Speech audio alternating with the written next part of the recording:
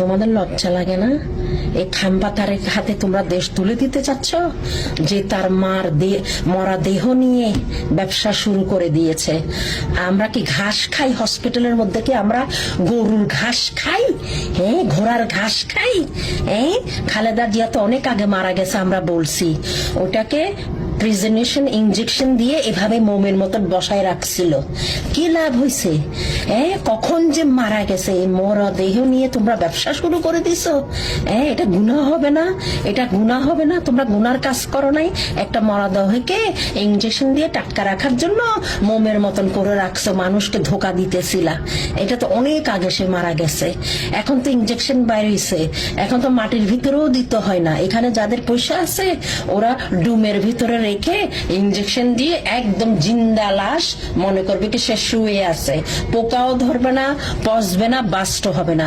কিন্তু এখন ওরা কি করছে, খালেদা জিয়ার মৃত্যুটা ওরা বাস করতে হয়েছে, কারণ এটা আর কতদিন এভাবে ওপেনলি ইনজেকশন দিয়ে রাখা হবে? এটা বাস্ট হয়ে আতরে বুতরে ছড়িয়ে পড়তো। ওকে, এই মরা দেহ নিয়েও তোমরা ব্যবসা করতেছো? ছি ছি ছি ছি ছি ছি, কোন জগতে তোমরা থাকো? এই খাম্বাকে আনছে কি বাংলাদেশে? এই খাম্বা কি দেশ চালাইতে পারবে? খাম্বার মাথা সব গোবর ভরা। যে তার মার লাশকে কোনো ইয়ে করতে পারে না, সিকিউরিটি দিতে পারে না, মার লাশ নিয়ে খেলে। মার লাশ নিয়ে খেলে, সে কি জনগণকে চালাইতে পারবে, দেশ চালাইতে পারবে?